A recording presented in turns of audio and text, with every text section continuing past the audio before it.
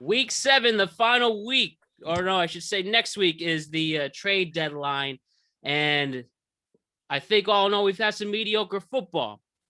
But amongst that, we're seeing two legends in Brady and Rodgers under 500, New York football, dominating once again. Major trades taking place, and so far, so good in one sense, and so far, it's not so good in another sense. But all in all, Week 7, the NFL is done. Week 8 is upon us. And let's bring you a great, productive conversation regarding the NFL Week 7. Desmond Price, Alex, Ranniello, Bryan McKeon, welcome back. Is everybody here today? How's everyone doing? Good. Thanks for having me back on. Happy to be back. Good to see you guys. Sweet. Brian's back from his great to be back. Can't wait. From his secret mission, and it's glad to see he's all good and ready to go. And the combination of having him and Desmond for the first time is exciting. Him, Desmond. Oh yeah. So let's get into it right away, gentlemen. As I mentioned, New York football is continuing their winning ways. So we can start with the Giants and the Jaguars. Plenty of injuries on offense. Giants lose 2 out of their 5 starting offensive linemen. Wasn't easy. Lots of penalties. Arguably the worst coach game so far. But in the end, another fourth quarter comeback for Big Blue. They are 6-1, the second team to do so. Shouts to the Bads refs. And the Giants won on a Friday night light-styled final play, literally making the stop on the 2-yard line. So exciting stuff. Daniel Jones keeps his composure once again, doesn't allow turnovers. Saquon Barkley, boring first half and explosive second half. And they're good on paper on their roster, but Jacksonville is not resulting in wins. So Big Blue again. Are we believers this week? Is this the week we are taking the Giants seriously, gentlemen? Yes or no? Not yet, man. Not quite yet. It was an impressive win. I think any win on the road, especially with an up and coming, young team like that, you want to show up with all your energy and all your passion. But I think there's a lot of room still for improvement, even though I do like what I see. Daniel Jones kind of had a managerial game, 19 for 30, 202 yards and a touchdown. I like the fact that they ran down their throat and dominated time of possession. So they're still winning their normal winning ways, but I'd like to see the competition stiffen, and we'll see what happens. I don't disagree. As I mentioned, the trade deadline's right around the corner. It'd be nice to get another deep threat of some sort. Yes. If at the moment of this recording, DJ Moore's still available. If Elijah Moore wants to go to the other side, he could do that. Like Leonard Williams was a Jet, and then he's become a pretty good solid Giant. Who knows? Maybe the change of scenery can help. I think Dayball is really burgeoning to really get a big time play to take the top off, because I think Daniel Jones can still make those throws occasionally when needed. I just don't think they don't have a deep threat right now. Clearly. That's one thing you could assure that Mr. Jones' best strength is his legs. And the big thing, and the big rub against him was he would always turn the ball over, and he's kept that number to a minimum this year, and this week especially. But you're right, choosing not to give targets to Kenny Golladay, who was at one point a solid deep threat. Kadarius Toney's nowhere to be seen too. Sterling Shepard is gone. It seems that Wan'Dale Robinson is the number one target for him, as well as Darius Slayton, who had plenty of high praise coming into him before him, but hasn't reached that potential. But not wrong there. And another improved victory for the Giants defensive line. Just know Azeez Ojulari is going to be out again, but at least Kayvon Thibodeau is looking good. Leonard Williams is making stops, but like you said, we still like to keep those points as a minimum for the Giants defense. I think looking at the Giants, there's obviously a lot of optimism here as far as what they could be. Mm-hmm. It also is worth noting that, 6 of the 7 games have all been 1 possession games. So I mean, right. So if you're just looking at it from where you were at last year, obviously you'll take that. Like, yeah, like you've been in one possession games and you're winning all these one possession games. However, if you want to play a little pessimist here, you're in all one possession games, no matter what the competition is here. So I would say that they're relatively clutch at the moment, but at the same time, this isn't a team that's blowing anybody's doors off. So I think we still need to see a little bit more from the Giants. I think that we can put a pretty big stamp on them if they come out and beat Seattle in Seattle. That's always been a tough place to play, no matter who goes up there. Everyone has gone up there to Seattle, like in the rain, and has struggled. They have this weird like juju going on up there in the Pacific Northwest. So yeah, if the Giants win this week, I'm buying stock, but I need to see them go up to Seattle and win this game. You're right. One of the criticisms for Big Blue is their schedule is weak, with only formidable opponents to take seriously includes the Ravens and the Packers, and we know the Packers are on are going on the down low. So you're right. And especially the Seahawks, who have been in a stellar offensive juggernaut themselves. It'd be nice. It'd be great to see if this defense under Wink Martindale can actually stop them. So this is a pivotal game for the season. And if they can somehow pull it off, and right now the Seahawks are a 3-point favorite, then more winnable games at home, which includes Texans and Lions.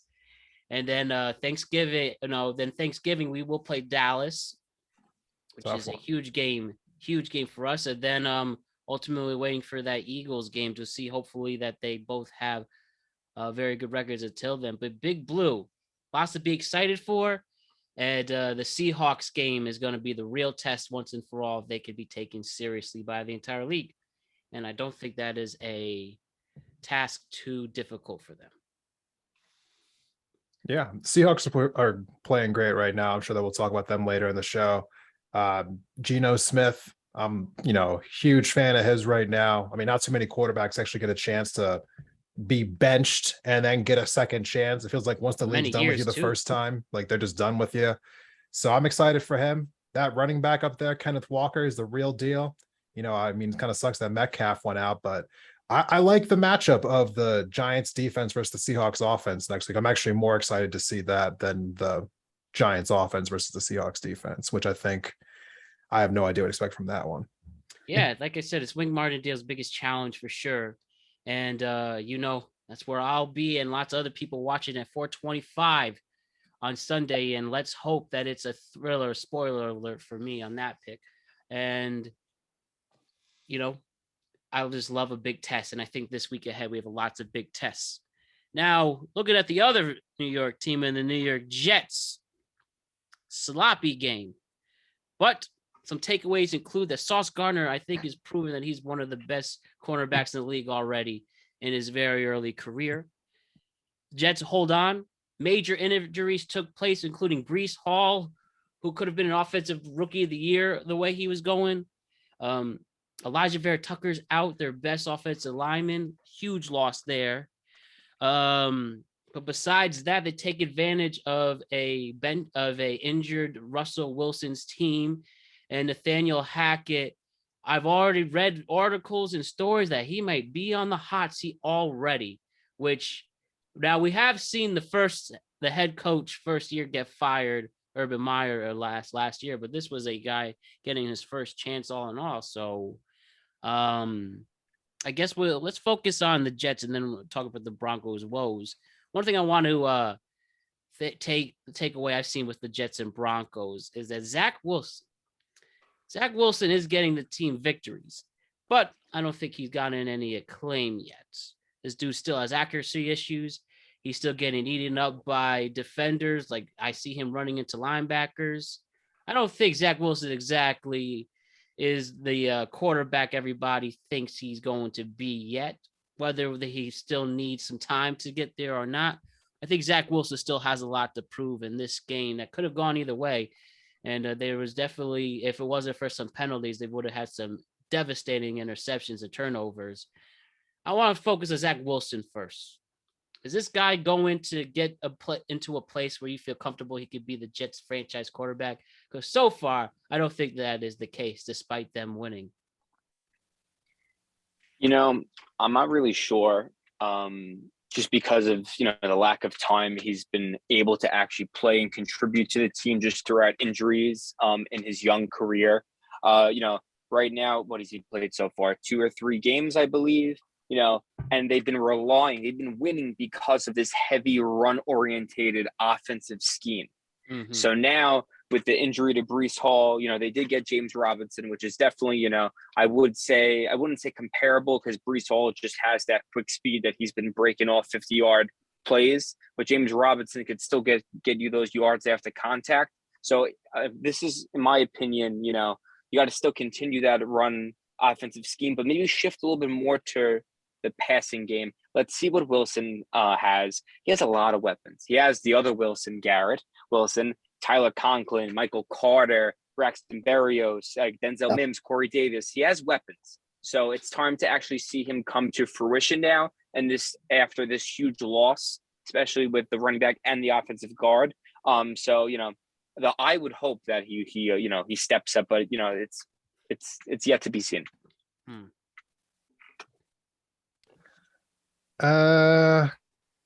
Yeah, I'm not seeing it. I mean, maybe this changes over the course of the year. I mean, it's a long season in the NFL, but he's played 4 games this season, and the most passing yards he's had through any game was 250. The other 2 of the other remaining 3 games, he only passed for 110 yards. I mean, they won all 4 of these games that he's been the starter for. But I mean, as far as what he brought to the actual to the game itself, being the quarterback, not that prolific. The Jets don't really have that much of a passing offense, which I'm sure is why some of these receivers, I guess one in particular, feels like he wants to be traded. So, I mean, yeah, they've been heavily relying on the run, and now their best running back is now gone, which is going to expose him even more. I know they picked up James Robinson in a trade this week, but they also lost a tackle. So, I mean, yeah, I don't know. I think we're about to figure out exactly who, Wilson is over the next couple of weeks. Now that he's losing some of his weapons, he's going to be a little bit more exposed. The Jets going to have a target on their back now. They're not sneaking up on people now that they're 5-2. I haven't seen enough yet to tell you if he's good or not. I think we're still up in the air with this guy. I think some of this too is just hitting the skids because like Desmond said, I think that, it's completely unproven what he's been asked to do in this offense. It's been very much a run-heavy offense and taking a lot of the load off of Zach Wilson. So I think it'll be interesting to see, where the rubber meets the road this week and the week after, hosting Buffalo at home. So I think that there's going to be a lot to be proven here and to see where the pecking order is in the AFC East particularly. And I'll even make – sorry, I'll even make the – yeah, my bad. So I would even make this comment that if you look at the Jets, they remind me a little bit of the Tennessee Titans in their style of offensive scheme, that run a heavy oriented offense, where when they do go behind a few scores, you see the struggles of Ryan Tannehill show on occasion. So, that's where my ceiling for Zach Wilson right now is a little bit more of an athletic Ryan Tannehill, who was a receiver in college at one point. So, I'm seeing these limitations from him. I'm seeing the accuracy issues. It's time for it. They already made a trade. You're at 5-2 right now. You might have to look to trade for a quarterback if he can't perform in the next game or 2. And I think particularly too, I think this is a moment for, I don't know much about Mike LaFleur as an OC, but I think that them being able to shift into more of a dink and dunk kind of offense, kind of get some easy completions for Zach Wilson to boost his confidence, particularly when you have, a really heavy pass rush with Matthew Judon this upcoming week. And then you have Phillips for Buffalo and you have Von Miller on that front 4. They're going to really have to, change some things in terms of how they orchestrate that offense. And we talked about a New York team with a big test this week. The Jets are in the same exact position going against New England at home. So with a Patriots defense that has its strengths and weaknesses, this is the time for Zach Wilson to prove once and for all that I am your guy. I will be your Joe Namath. I will be somebody you can trust to bring you back to the playoffs. It's been a long time for the Jets fan base, and they cannot have any more hype. So we'll see if they can prove it against Bill Belichick, who has been the Houston Astros to their New York Yankees, knowing to always beat them when it matters the most. And we'll see if Zach Wilson can hear our fair analysis and to make the most of the great options that Joe Douglas has provided for him. The other team on this side to discuss, as I mentioned, we have here Mike Florio of Pro Football Talk was on Rich Eisen on Monday, and he expressed the rumor that the Walton Group, who bought the Denver Broncos over the summer, is fed up and embarrassed by Nathaniel Hackett's handling of his team. Now, keep in mind that the Walton Group did not hire Nathaniel Hackett. And if you keep becoming the laughingstock of the league, where you have arguably the worst offense compared with their stellar defense, it can be a good and easy way for the Waltons to make the escape to put the axe to Nathaniel Hackett already. So my question to you, gentlemen, is: has Nathaniel Hackett, after 7 weeks, earned a reason to lose his job already? I would say, I mean, if we're being fair, no, but the NFL is not fair. And that's just really what it comes down to. I mean, the Walton family, owners of Walmart, they just paid more money for this franchise than any other entity that's ever paid for a American sports franchise. And they probably aren't really coming in here thinking about what is the standard or how long you're supposed to give a coach or who or whatever you have to say. They just think that, hey, we just made this investment. It's not returning on us right now. We need to get this guy out of here. And so, yeah, if you go to London and you can't beat a Jaguars team who's also struggling, then yeah, I mean, it looks terrible. I mean, your fan base is booing you at home. Denver's not known for that. So the fact that that's been happening is really kind of striking and embarrassing for them too. Your $250 man can't actually throw for 200 yards. So, I mean, it's all looking bad right now. I mean, you wouldn't blame them if they did. Something has to change. And we all know that when it's like the coach or the players, the coach always goes first. Mm-hmm. Kill the coach. You could kill the coach, not the players. Yeah, I feel terrible because I think you hit around right on the head. I think that this league just, by virtue of just siding with the players, particularly when you shell out all that money for Russell Wilson, they're going to lay the blame at Nathaniel Hackett's feet. But I don't know if it's definitely certainly not fair because they lost their starting running back at the beginning of the year. And they haven't been able to bounce back offensively, being cohesive with Russell Wilson. He's just been an utter disappointment up to this point.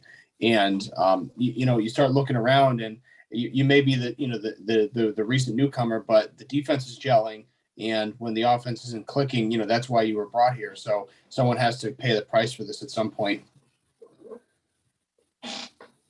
Yeah, I couldn't agree more with the both of you. But at the same time, I always say this: if it isn't clicking, it isn't clicking.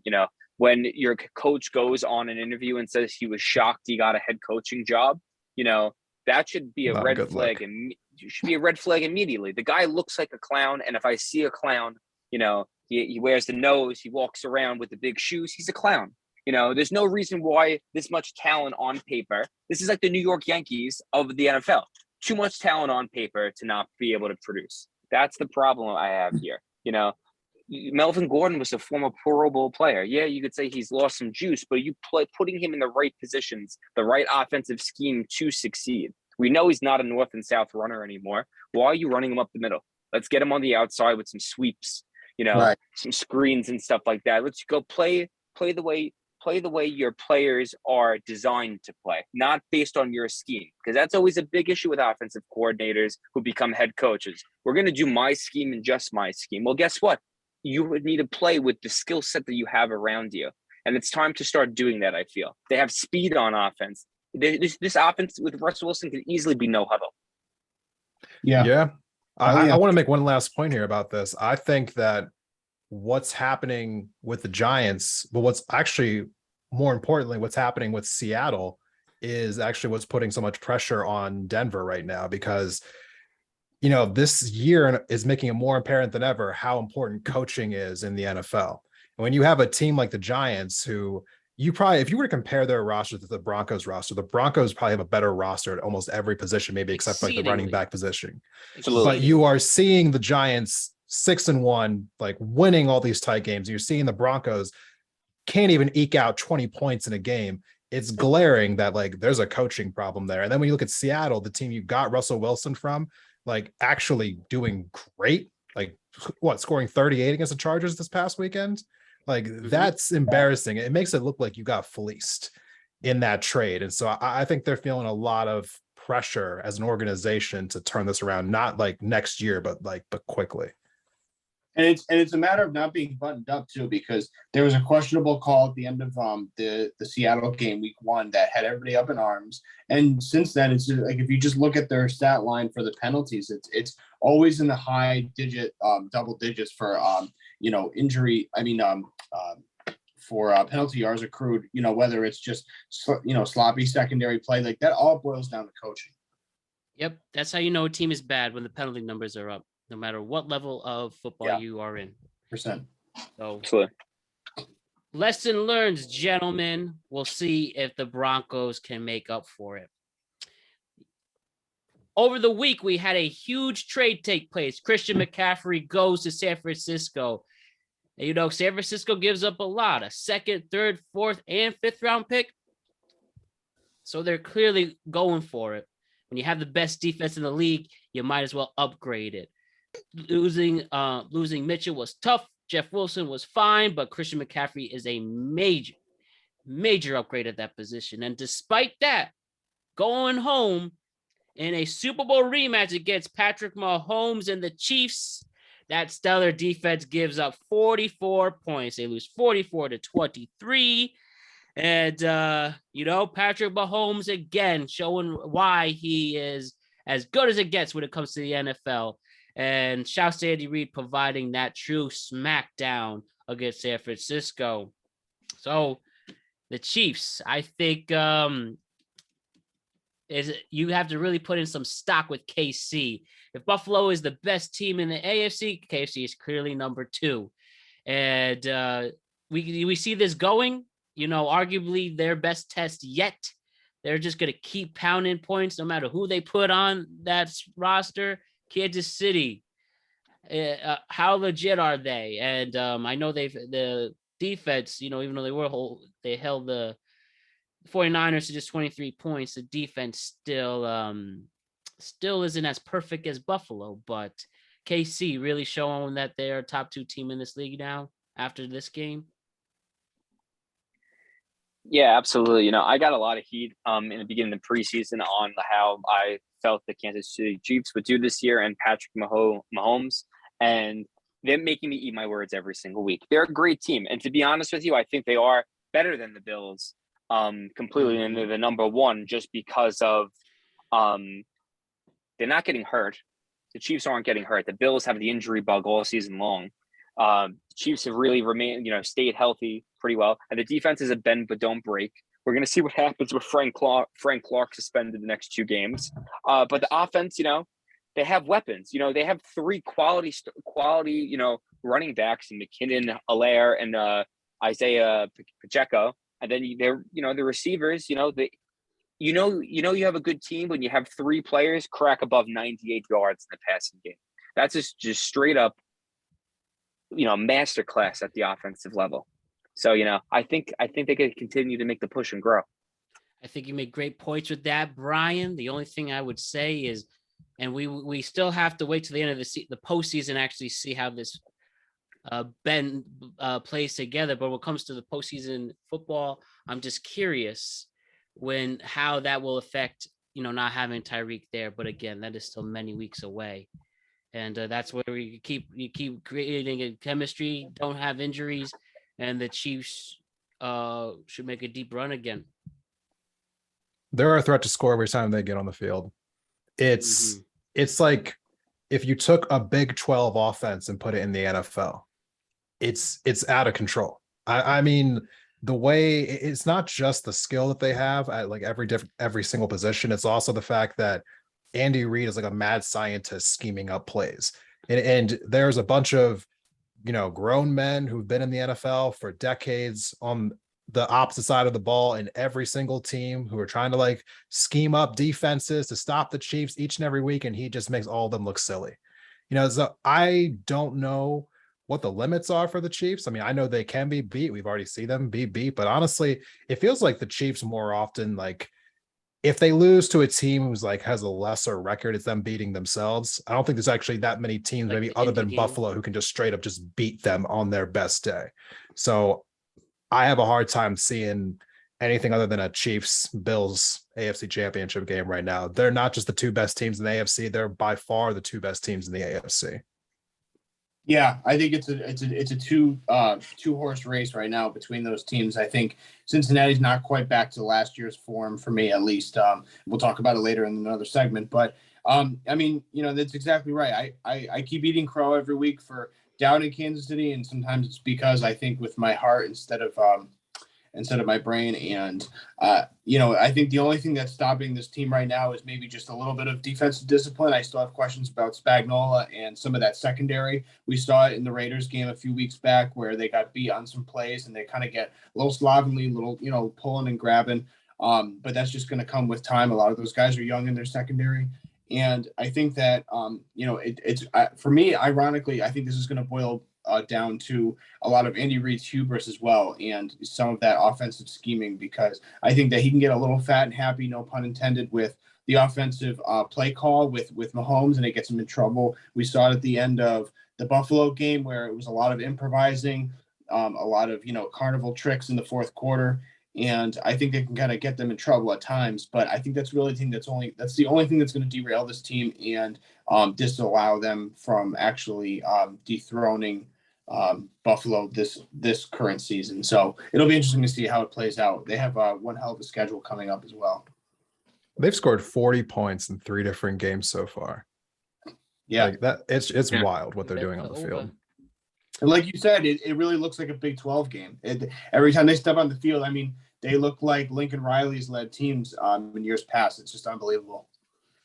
Do we think San Francisco's going to be fine after this embarrassing loss, especially with game 1 for Christian McCaffrey? I think so. I mean, I don't think San Francisco's a Super Bowl team. I know the NFC is a little jumbled up right now, but I think that Jimmy Garoppolo is just a little too limited as a quarterback, even with the weapons he does have around him. It's not that he doesn't have the physical talent. He just makes a lot of bad mental mistakes, and there's just no way of getting around it. You can see it every time in all of these games. Even in that last game, that safety that he took, I was just like wondering, like, how did he not have that clock in his head? Where it's like, you've been in the end zone for like 5 seconds, but like, you got to get rid of the damn football. But anyway, just on a different note here, I think offensively, they have so many weapons. They're going to compete in most of these games. They're going to win this next game against the Rams. I mean, I think they've beaten the Rams like 8 times in a row, 9 times in a row in the regular season. Yeah, They embarrassed them the other week at home. Yeah, they have their number. Defensively, I was a little shocked to see them get blown out like this. They're supposed to be one of the better defenses in the NFL. They got crushed. They got embarrassed this week. Especially that line. Yeah. Something of note to worry about for them going forward. Well, yeah, I think the NFL is a good place. Oh, I'm sorry to interrupt. No, I don't have much more to add. I just think that because the division's a little funky right now, I did not expect Seattle to be this good this early in the year.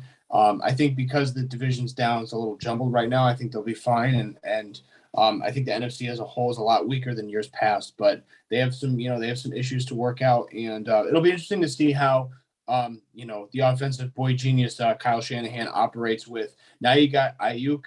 I think they still have Ayuk, right? Yes.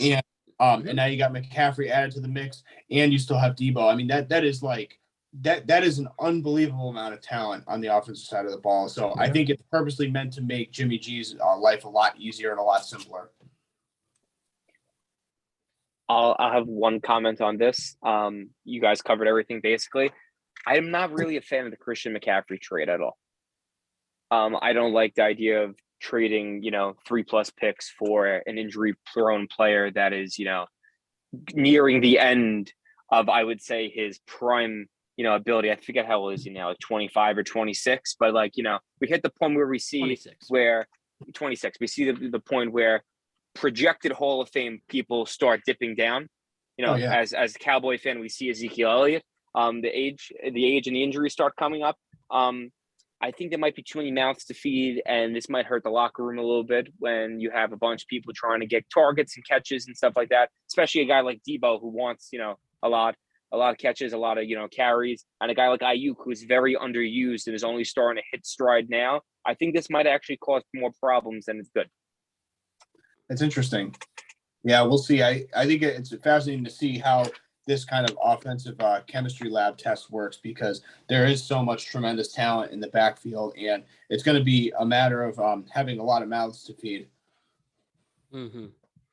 Right on, gentlemen. So Washington played Green Bay over the weekend, and it's resulted in a 23-21 loss. So there's plenty of things to go.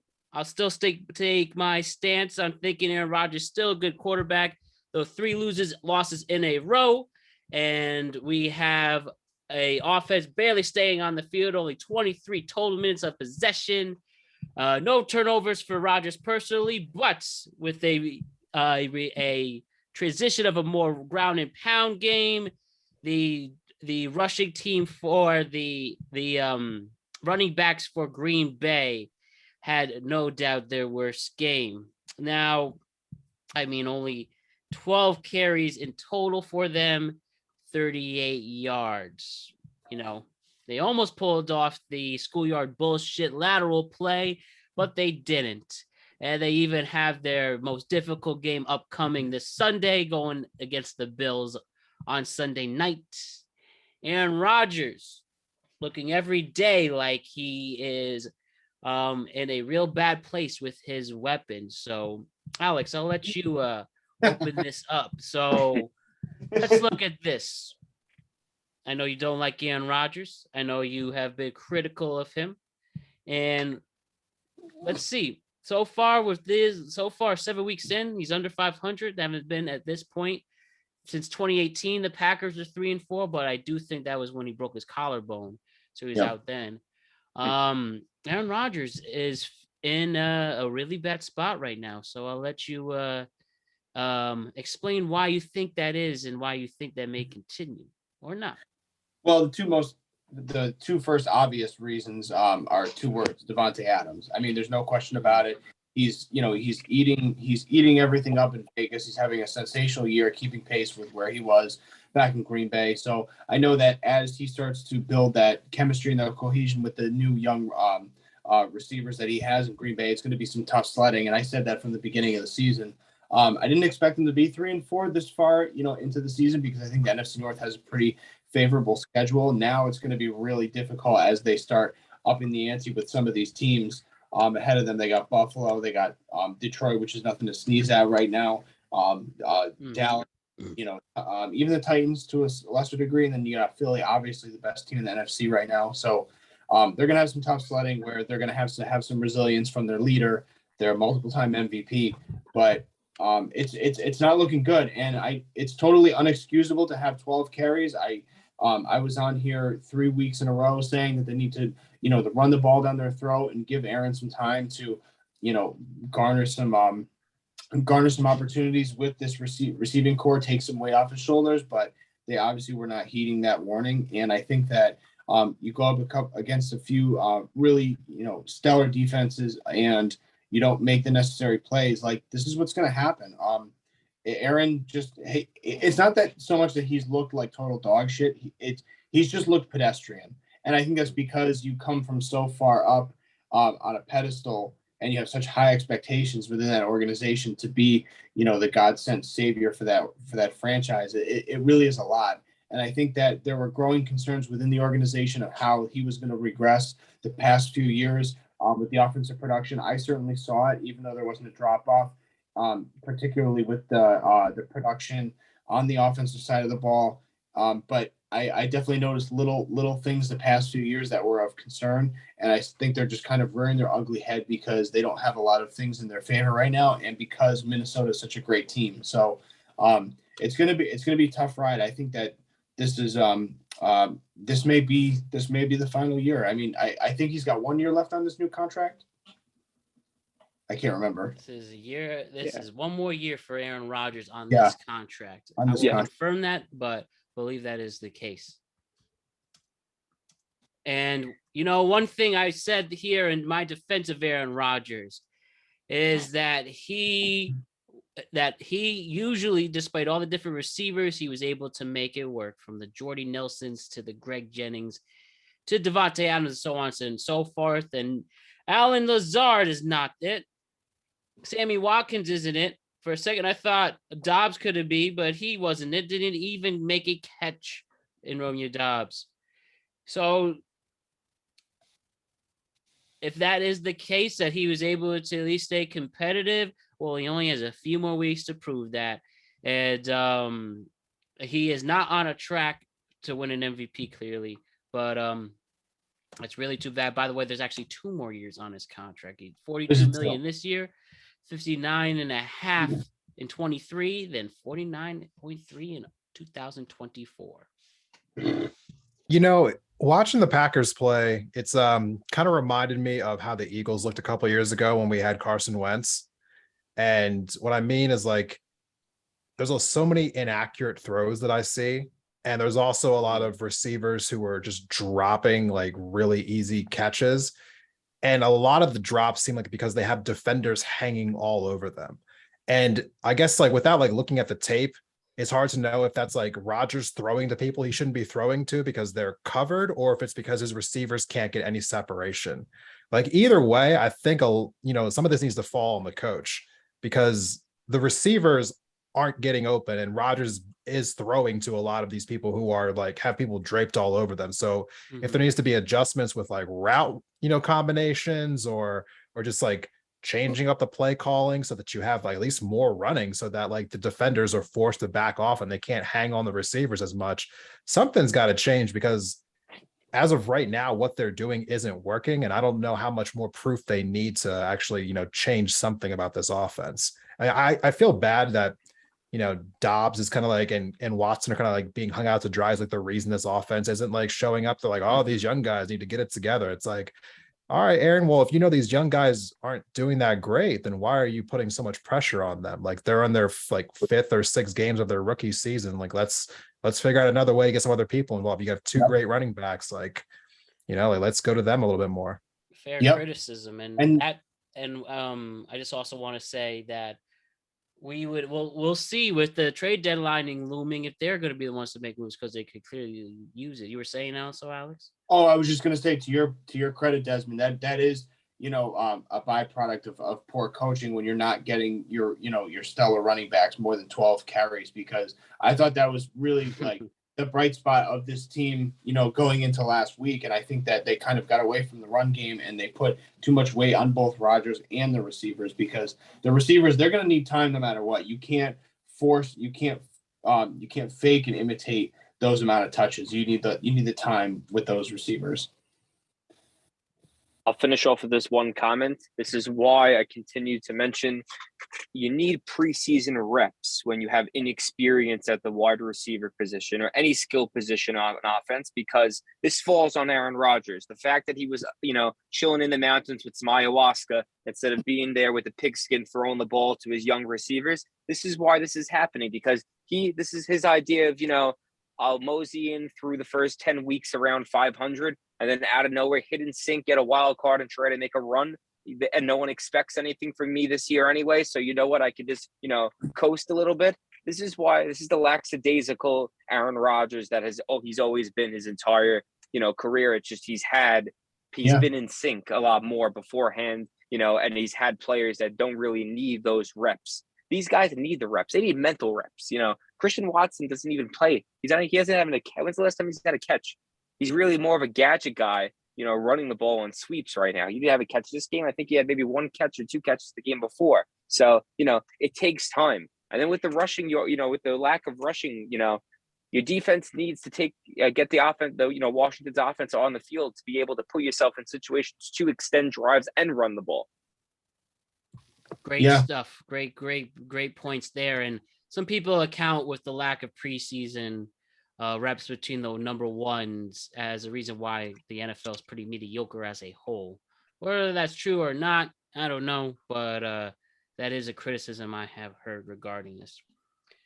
Monday night's game, we saw the Bears we saw the Bears play the Patriots. And despite, well, let's be real, a terrible loss for New England. As Mac Jones was not 100%, taken out early after only throwing 13 total passing yards and an interception. Bailey Zappi comes in for a couple good drives, but they weren't enough for Justin Fields and the Bears as they get a solid game. And Justin Fields accounting for 80 yards rushing alone and showing what can be done well with a very athletic quarterback. I don't think we're exactly saying that the Bears are going to go on a stellar run all of a sudden, but the big thing to take out of this game, and something Bill Belichick has not had an issue with since, I guess, when he was the Browns head coach, but a problem he hasn't had for over 20 seasons. He does not have a quarterback. Even when Mac Jones comes back, I don't see him going all pro or anything. And that is a great thing to see if you're a Patriot hater. But I'm sure the people in New England are very wary and nervous for that. So with a quarterback controversy amongst two mediocre, mids, bad quarterbacks, what do the Patriots do, guys? What do the Patriots do? You know, I cannot pretend to actually care about the Patriots right now. I mean, they spent so many years honestly, like, no offense to anyone listening to this who's from Boston, but like all Boston sports just need to just go away for a while. Like that is the luckiest, like the most, like the town of just champions. Like every sport has won a championship in the last 20 like years. It's absurd. Anyway, I don't know. Mac Jones, Bailey Zappi. I mean, they both look pretty average. I guess we have a lot more tape on Mac Jones, and Bailey Zappi has only played in 2.5 games, so at least you can go with the unknown card there. But when I see Zappi on the field, it feels like, even though he struggled against the Bears a little bit last night, it feels like he has a little more poise than Mac Jones. I think Mac Jones makes a lot of he takes a lot of chances. I don't like his ability to like read through his progressions that well. I don't think he's that disciplined as a quarterback. I know that, Zappi threw a couple interceptions last night, but I mean, one of them was kind of like a fluke play and, like a batted ball that got tipped. So yeah, I think edge Zappi right now. But they're, no matter who you go with, they're not like stellar options right now for the Patriots. Couldn't agree more. I just feel like we know the ceiling with Mac Jones as a average, mid-tier quarterback with some, limitations and liabilities with, the lack of mobility is first off, and as Desmond said, can't really do well with progressions and takes chances. It's ironic, but Zappi has some zap on his ball.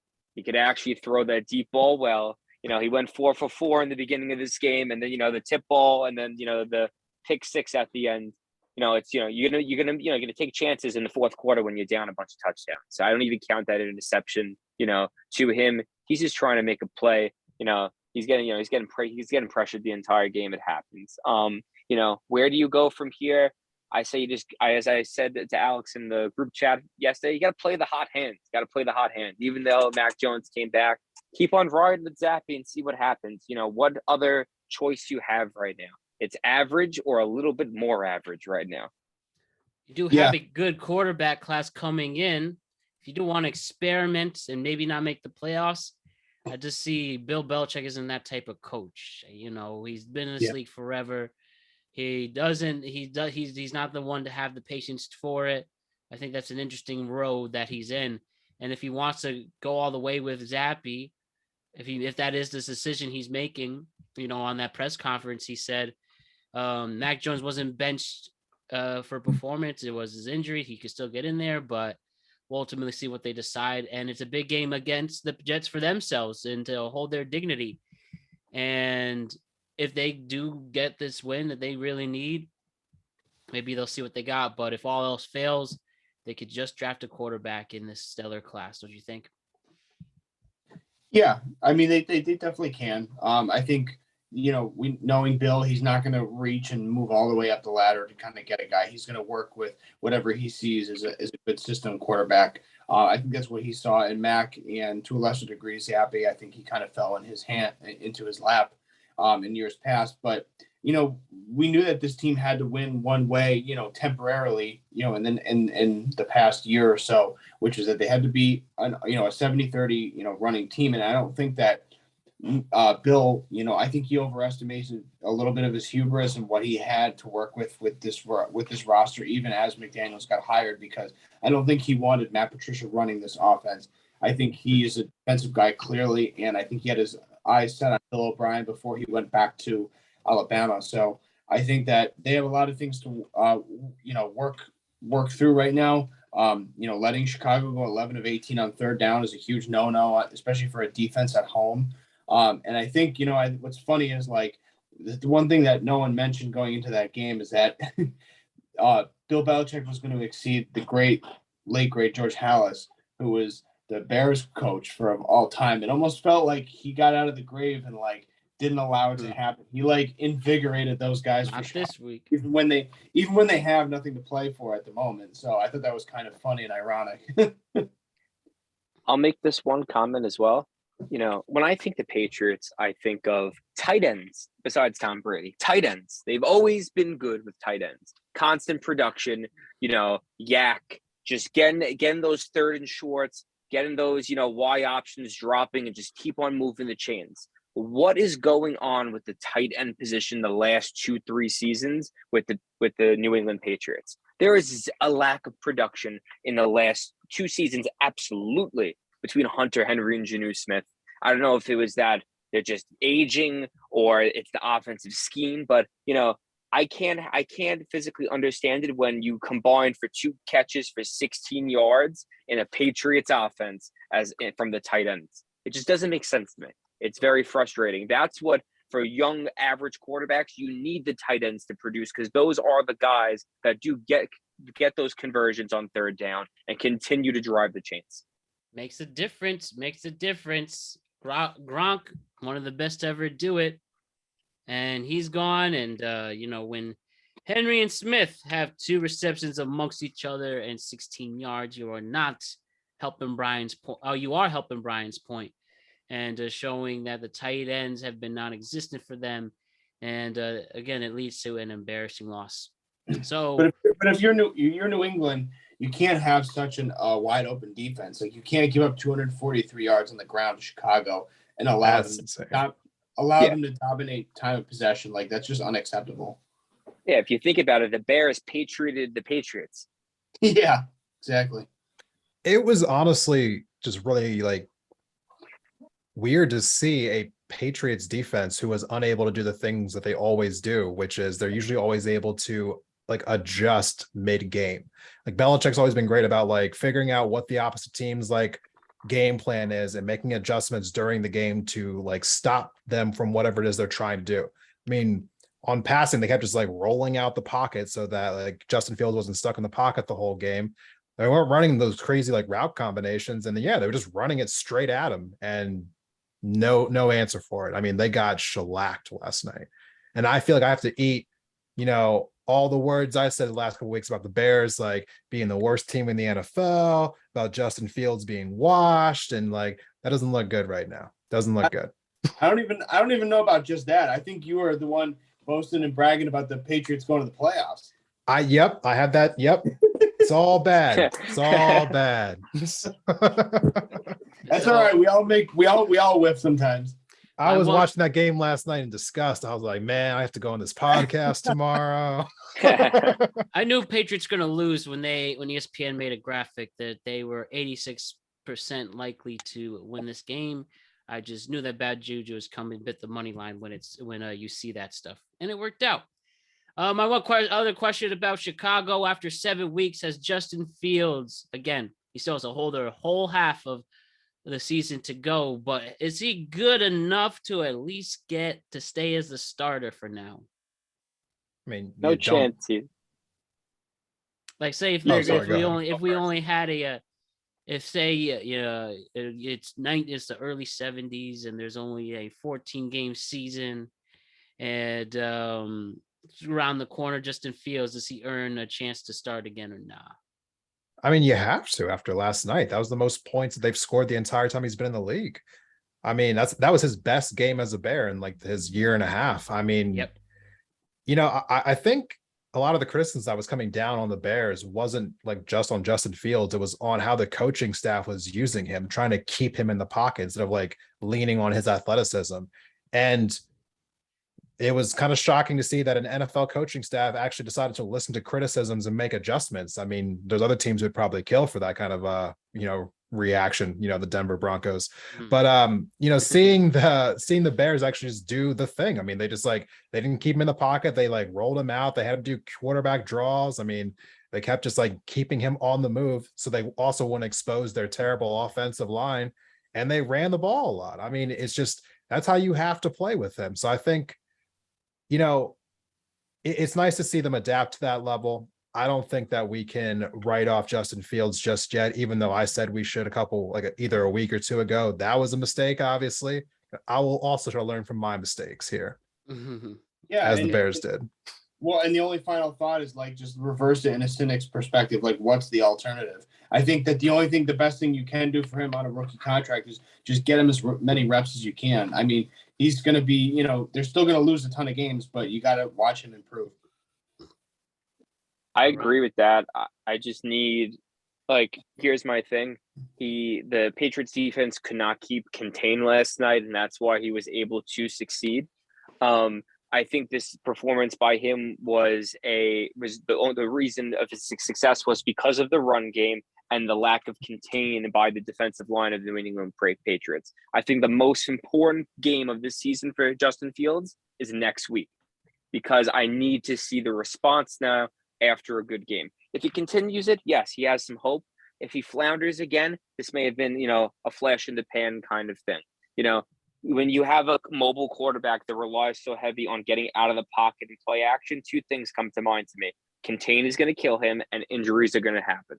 So this is where, we need to see, and as the season progresses, if he could just sit in the pocket and take some hits. Because when he does sit in the pocket and take some hits, he gets sacked 4 times and 2.5 by Matthew Judon. So we got to see, what really happens here with him if he could develop into a pocket passer, just so when the contain does occur, the offense doesn't collapse. I want to make one amendment to that. It might not be the best thing to judge him by next week's game, because I think the Dallas defense has made mostly every quarterback look bad, especially when you combine that they have a terrible offensive line and he's just not a great passer. I think he's set up to get humiliated next week. As a Cowboy fan, last point on this. As a Cowboy fan, I love the Dallas defense, but I really don't think they're as good as people think. All right. Definitely when we talk Cowboys, I'd love you to expand on that. So the Bengals and the Falcons don't need to spend too much time on this one, but Joe Burrow throwing over 481 yards against Atlanta.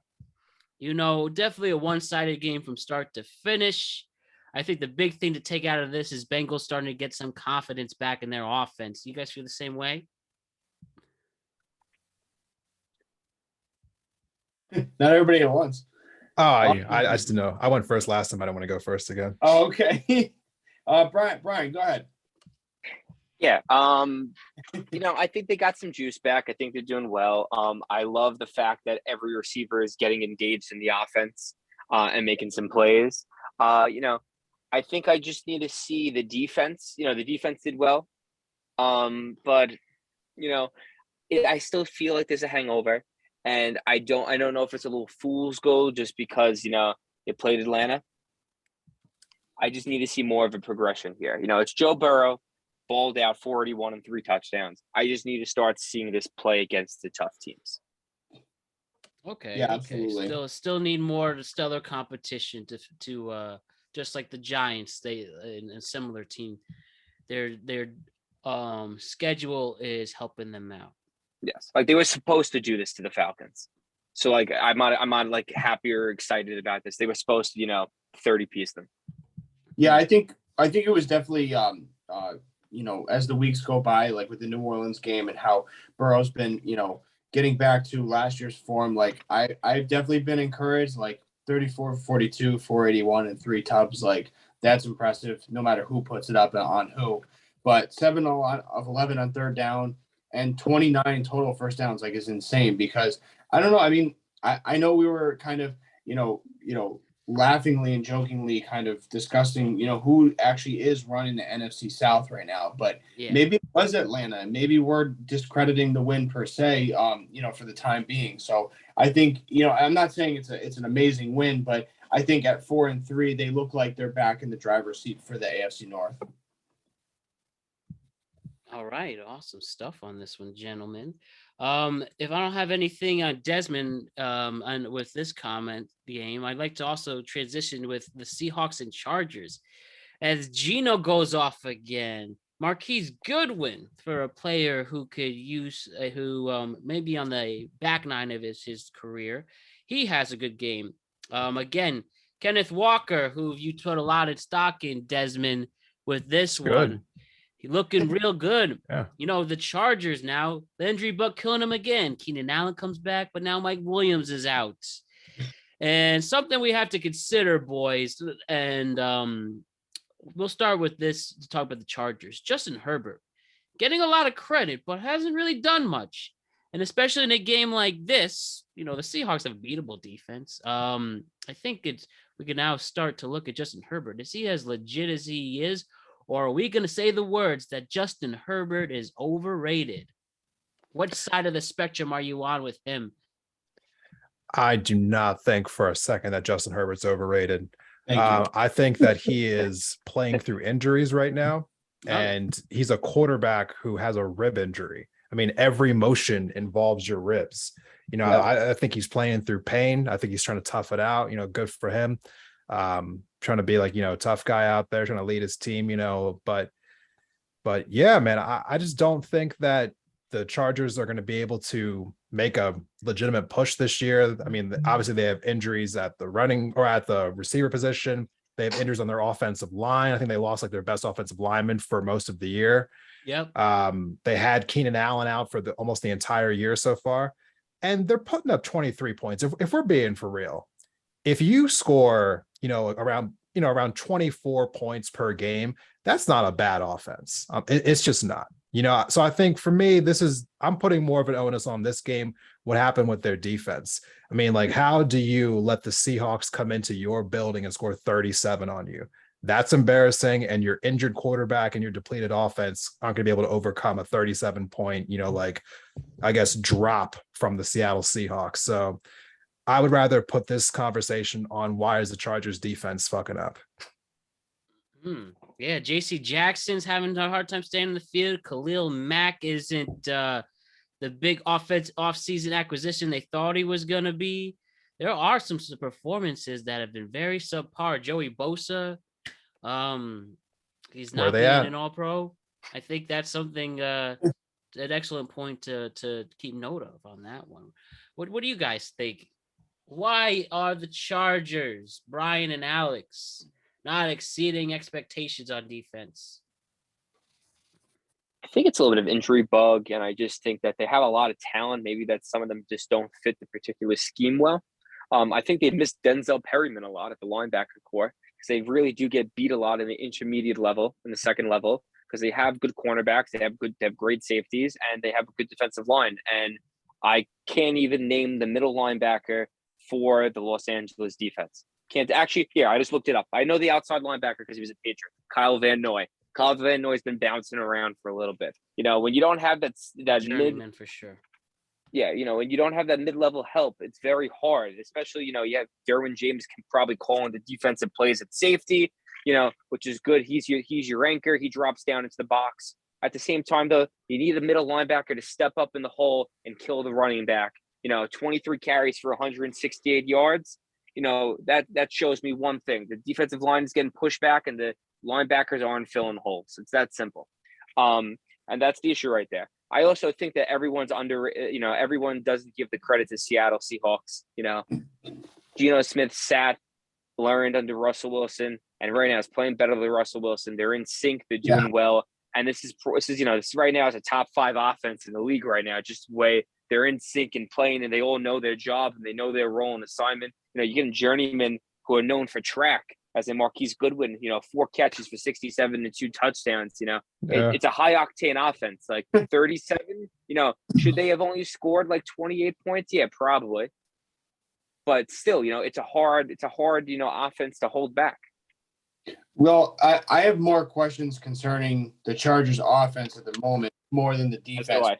The defense is going to have tough, weeks, tough sledding week to week. And we've seen Seattle put numbers up on a lot of good teams. So I'm a little more concerned, obviously, with the Chargers offense and that cohesion. And I think, like Desmond alluded to, a lot of it has to do with the rib injury against Kansas City versus the Kansas City game, because I don't think for a second that Herbert is anything less than what he's being sold as. I think he's right up there with Burrow, with Mahomes and with Josh Allen in the AFC, and there's no doubt about it. So I think he's definitely working through this.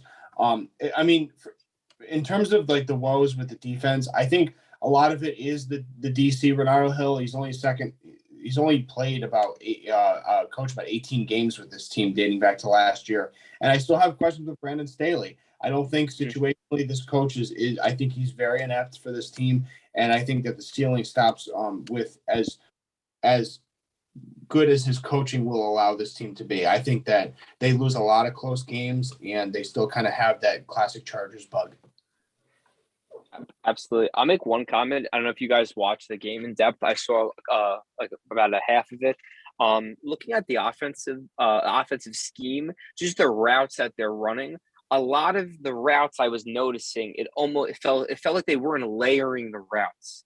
That I was noticing Gerald Everett and DeAndre Carter almost running with like within a 2-yard separation of each other, not really layering it to get, the intermediate, the short, and the deep route extended to really have a plethora of options. Everything felt very close together, not really trying to stretch the field as much as, against Seattle, who's, always has sound defensive scheme you need to do.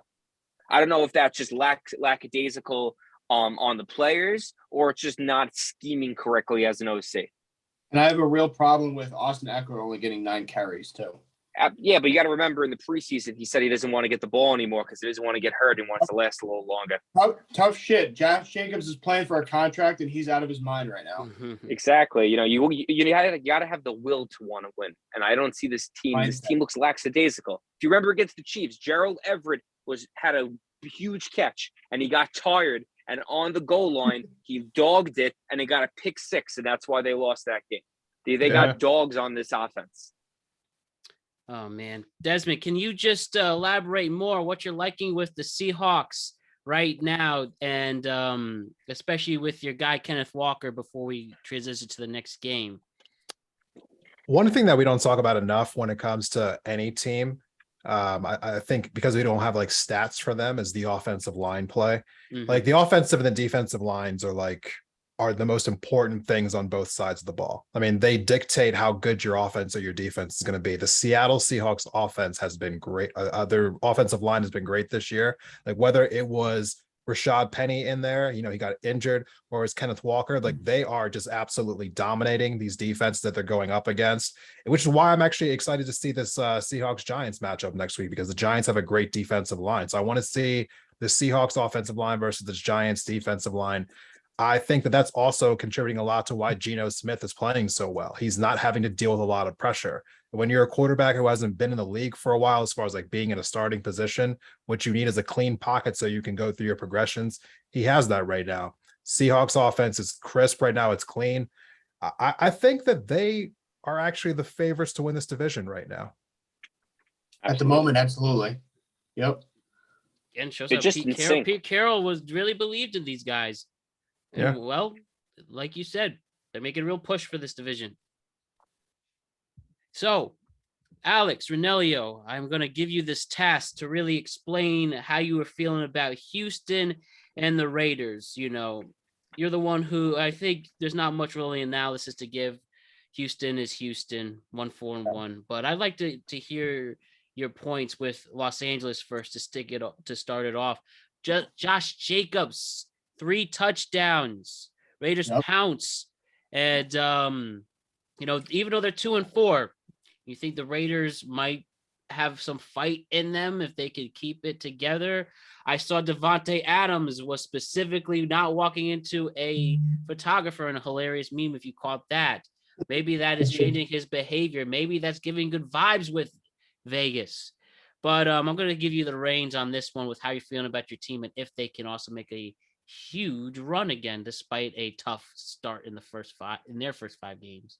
Well, that's the thing is I do feel great about this team, and it's not just because of this win, because obviously beating up on Houston is going to be a requisite thing in the league for the rest of the season. But sorry, Houston, I'll send a sympathy card. But I thought McDaniels came into this game playing for his job, and then playing for the season, particularly because this division's stacked. But all things considered, I do feel really good about the fact that the Chargers are working through some shit. Denver's been a disappointment, so it really is starting to kind of shift more in the conversation of Raiders Chiefs. And what we've seen in that head-to-head matchup is that they can still play ball with this team. So I definitely feel more confident in what I saw in the Chiefs game 2 weeks ago. And obviously Jacobs was playing out of his mind. He had 20 for $143 and 3 touchdowns. He looked unstoppable with that offensive line. There was not a lot of penalties, a lot of holding calls, which has been a problem in years past with Bisaccia and Gruden at the helm. So they look like they're playing cleaner football, and they were able to actually come away with some takeaways, because the truth is the secondary for the Raiders has been like all-time bad, not only historically, but in the entire league. And the fact that they were able to generate takeaways and put pressure on let alone a younger quarterback, but still, all in all, it does count. It is the National Football League. So I think that there's a lot of encouraging things on the both sides of the ball. And I feel more encouraged today that this team could not only, be 5-1, 6-0, but also the fact that they can play with Kansas City as the front runners for this division. Can I go next? Of course. I just did I'm like in a weekly pick'em league. I just did my picks before I came on here. The last game that I was having a hard time picking was the game between the Raiders and the Saints this week, because the Raiders kind of like scared me with this game. They went into the fourth quarter actually losing to the Texans after coming off of their bye week. And I know that the Texans were also coming off their bye week, but you have Davis Mills, who, if you were to think about it, is probably a bottom 5 quarterback in the league, throws for 300 yards. Dameon Pierce, rookie running back, almost goes for 100 yards. So yeah, they won the game convincingly at the final score, 38-20. But again, like through 3 quarters, it was 20-17 Texans. So I'm just a little skeptical about this defense right now. I'm a little skeptical about the Raiders' consistency. I feel, I'm not sure. I think they need to go on a run, but I think they could trip and kind of lose this game in New Orleans this week. Going on the road, the Saints aren't a great defensive team, but they score a lot of points on everybody. So I'm a little skeptical on how good the Raiders actually are right now. I think that they should have won this game a little bit more convincingly on the defensive side. Any rebuttal to that, Alex, before we move on? Yeah, thank you. So first of all, I do expect them to run the game and go 4-0 leading into the Seattle game on the 27th. But I have to, staunchly disagree, because if you take, the macro stance and back up a bit, they did outscore them 28-10 in the second half. That is pretty convincing on paper. I look at more of the gameplay, not only the numbers. What I saw from that secondary was very promising in the right direction, because they have a lot to work on. But at least in the intermediary, they're taking care of business against the teams that they are playing. So as long as now, I will say that I will check in back with you on the 29th, but I do feel that if they go 4-0, that they're back in business. I'll make this one comment about the Texans. They are bad, but they're not that bad. Like, that offense does put up points, and they do get yards, and Dameon Pierce is playing at a Pro Bowl level. And you could say whatever you want about Davis Mills. He does consistently put up 220 yards and 2 touchdowns and an interception. So I was expecting them to score 20 points, especially against a very, very bad Raider defense. That's just what happens with it. What I'm more impressed about is that Derek Carr took it to his brother's old team and went 21 for 27. And then the next day posted a photo and said family business. This man is on a warpath right now. There is no doubt in my mind they go 6-4. They go the next 4 and go 6-4. Anyway, keep it up. let's talk about that Saints and Cardinals. Finally, a high-scoring Thursday night football game. Andy Dalton did wind up playing off the short week with those 3 interceptions. And which includes 2 pick sixes. Tough game for New Orleans. I think they're starting to fall into a mess that they can't get out of. Kyler Murray playing pretty stellar, but the big thing is after a 6-game suspension, DeAndre Hopkins comes in, 10 receptions, 100 yards, no touchdowns. But I think they clearly have stepped up, especially adding Robbie Anderson, though he only had 1 target in the game. Maybe, I don't know, he didn't get the offense in time or what. He got there 2 days before that. Yeah, so you don't have to really say the blame here. Are the Cardinals going to be all right now, especially showing that DeAndre Hopkins can make an impact on this offense? I think they'll be okay. I still, they're an aging defense. That's always going to be my worry. You get 34 points put up on you, but you're also playing, I think, an aging defense in the Saints. So your team put 42 up as well. Kyler Murray's Kyler Murray. We know his limitations. He's good for his mobility and his, play action, and he does make some plays every once in a while. Good for him. He had a good game. I think it's more about the fact that they finally realized, even with James Conner hurt, I think they're going to stick with Benjamin just because he does have a little more juice to his run. And, he hit that, I'm pretty sure, like a 50-yard run at one point. He can make some plays. He's a little flashy. James Conner's really good for that goal line bruiser kind of play. With D-Hop back, they're going to make moves. 10 catches, 103 yards. He's going to be the one continuing to drive the chains for them. What I'd like to see is I want to see Robbie Anderson. I'd like to see with them a, trips formation, DeAndre Hopkins on the outside, Robbie Anderson and Rondell Moore in the slot, and just getting after it, doing some crazy routes, some deep intermediate stuff, Yeah, man, we know, man. Some flood, some PA waggle. Let's get some action going on. Let's open up these fields up, They're fast dudes. Let's see it. This should be like an air raid kind of offense like Kyler Murray had in college, and I want to see more of that. And with the Saints, I'm only going to say this. They're the most confusing team in the NFL. They should be good, but they're bad. I hate seeing Andy Dalton play. I'd rather Taysom Hill at quarterback because he just aggravates me with the pick sixes all the time and the inconsistent play. And what is going on with their defense? Me and Alex talked about that beforehand in the season, but Dennis Allen becoming the head coach, they lost that touch on that defense, and they got to find it because I don't know what they're doing here. This is the second most confusing team in the league for me personally. I think number 1 being the Colts. But yeah, the Saints. Yeah, the Saints. What a just I don't even know how to explain who they are as a team. The one thing that does stand out to me is that through all the turmoil and through all the injuries, they're still scoring a lot of points every single game, which is again why I'm kind of weary about their matchup with the Raiders next week. And also, if you take the 2 pick sixes out of the equation, the Saints actually win that game.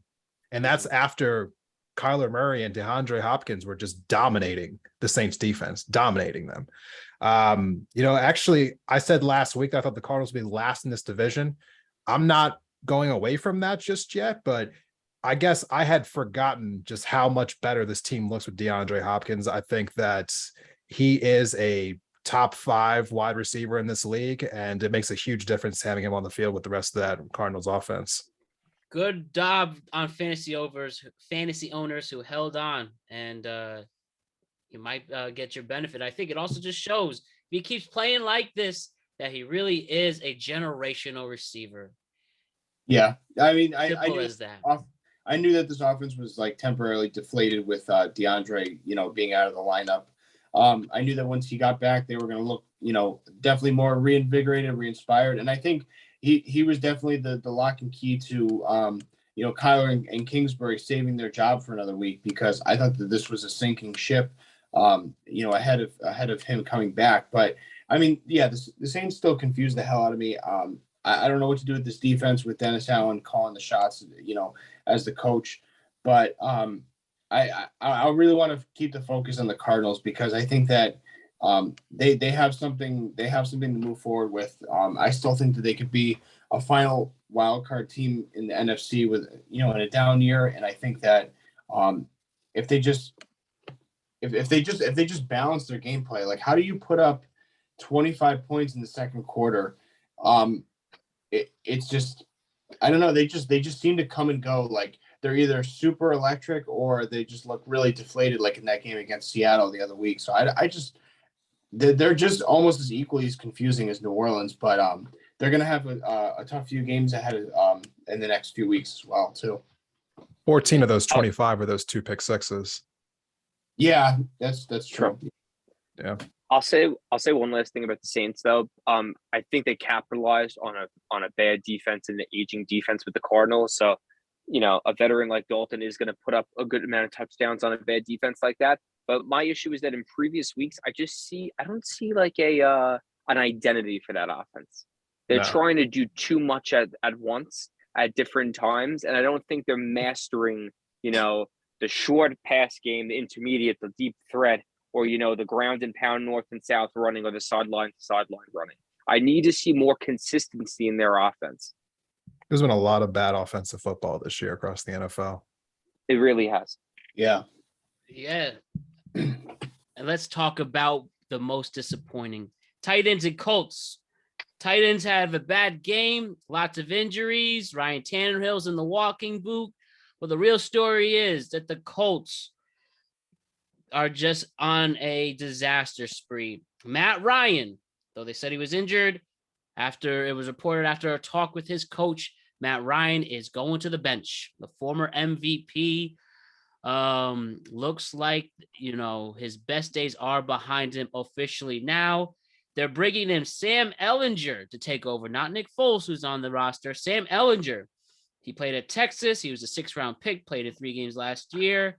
Looks like they are going to try to catch lightning in a bottle with Ehlinger, guys.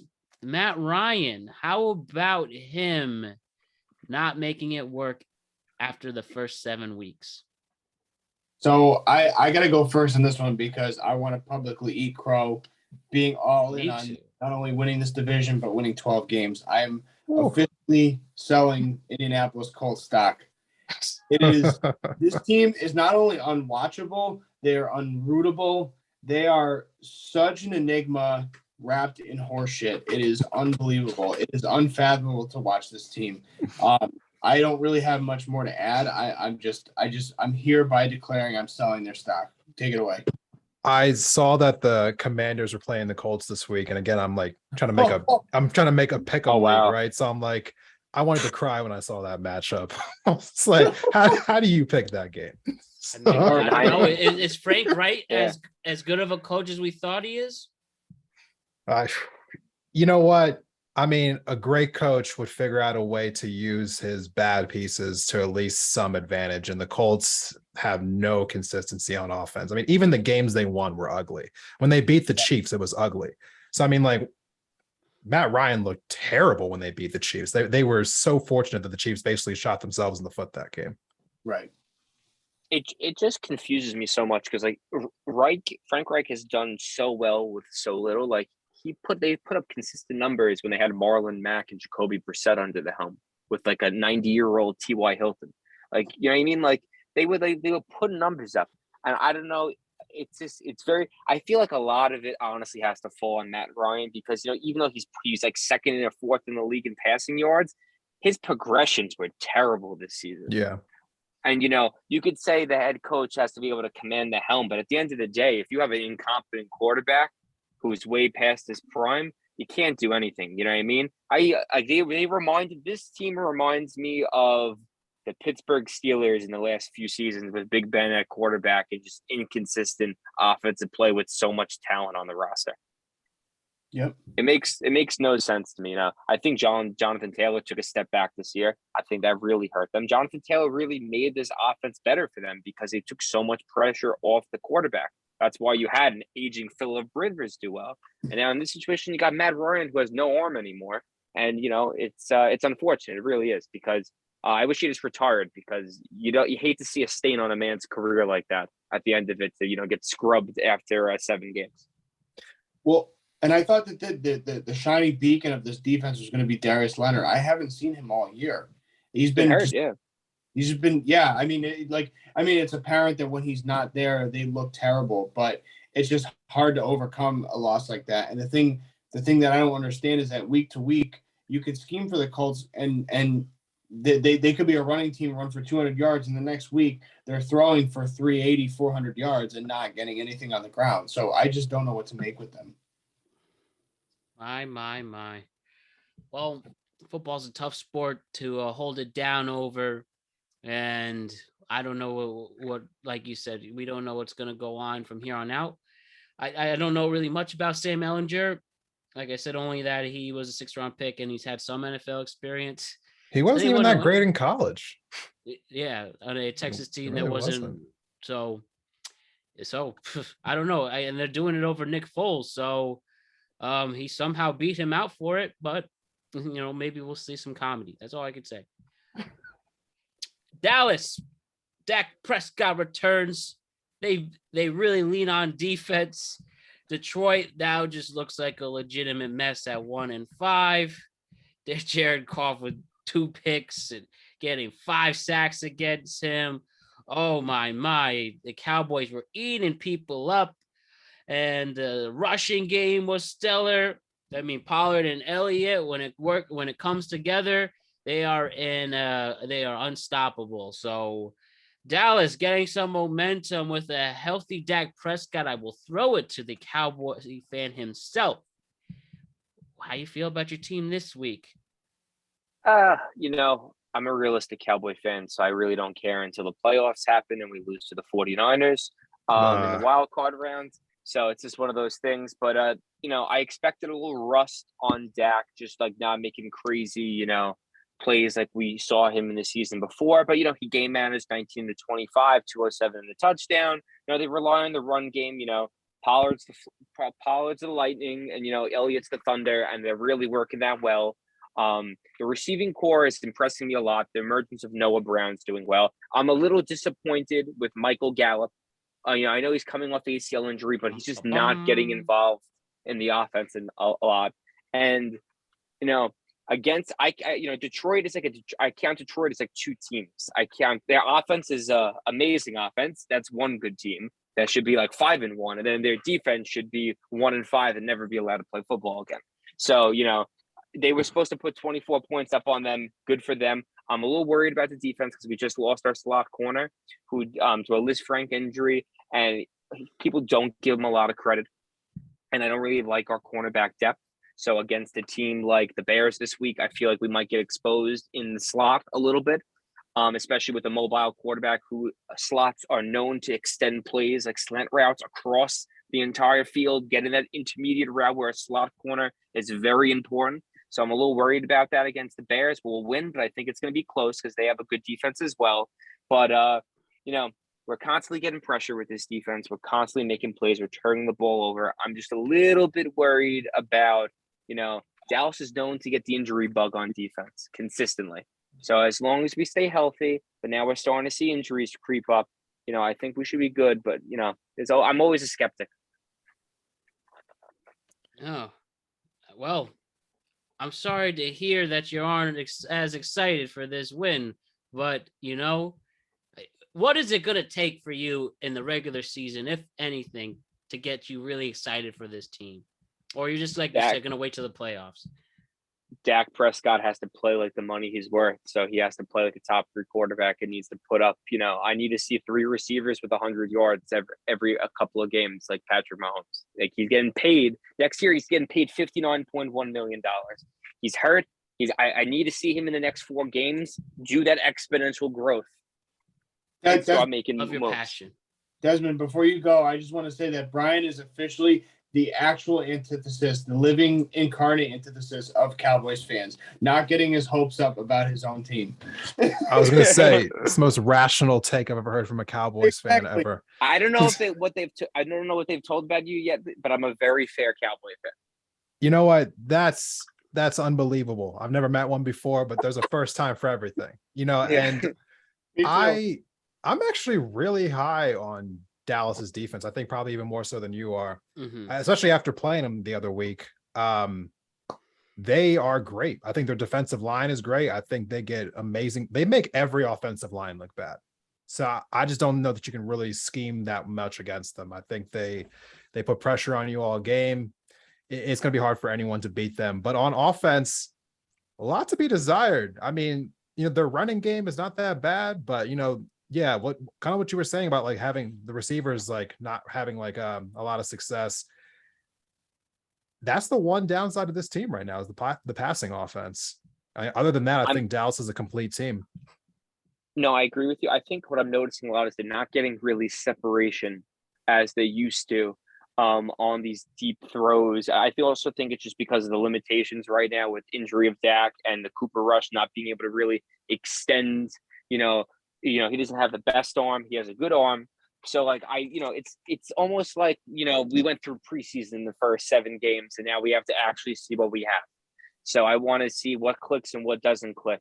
But Dalton Schultz has been hurt. You got to see him play well, and you got to see my cousin play well, Sean McEwen. So we got to see we got to see what happens with them. But like you said with the defensive line is, in my opinion, the best in the league with the best depth.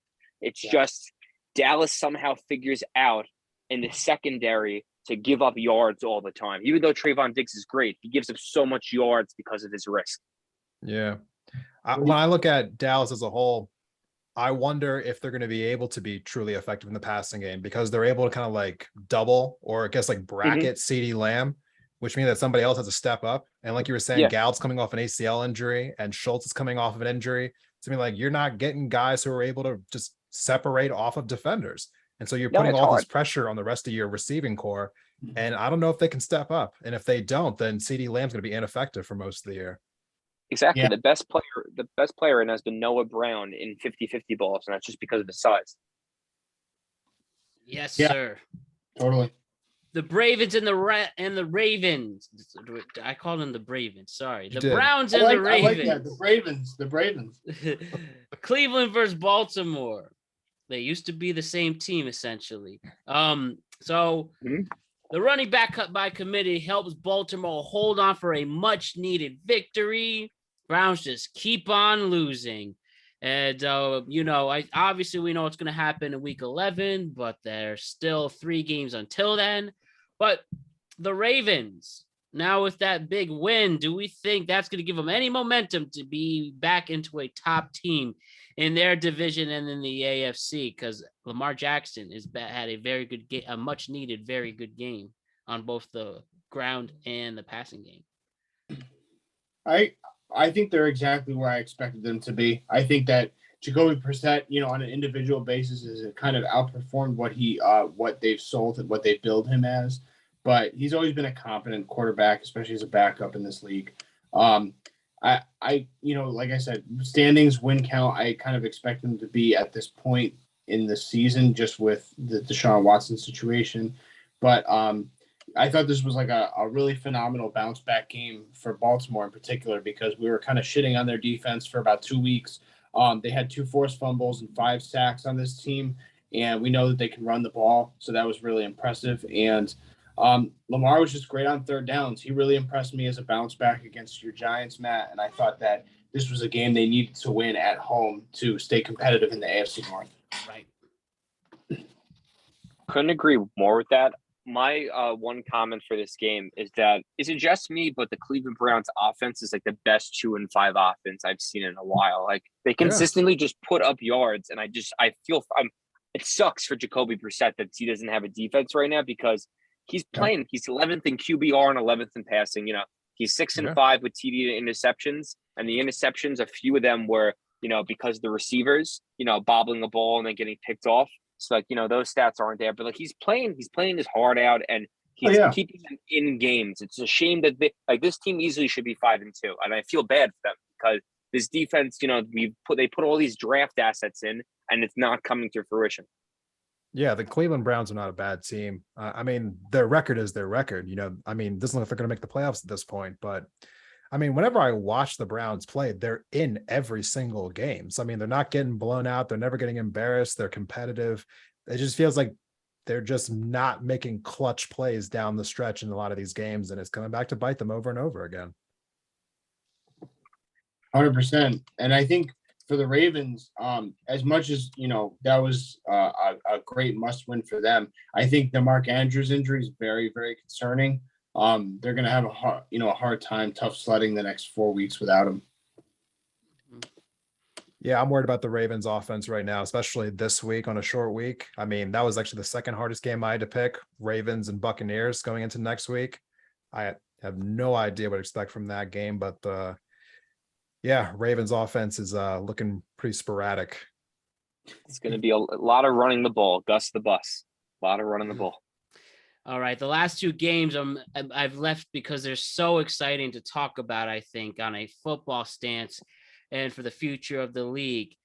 The Bucs and the Panthers. The Bucs lose their fourth straight. That's fourth straight victory. Tom Brady has never played this far in the season and gone under 500. Brady doesn't throw one touchdown. I knew when you had that absolutely wide open Mike Evans and it bounces off his quad and it throws all over the place, they were doomed for disaster. They were doomed from the start, and they are a complete disaster right now. Tom Brady, you lost to Kenny Pickett and now PJ Tucker, especially for a team that is so toxic and has nobody going for them on that roster whatsoever, and yet they beat them.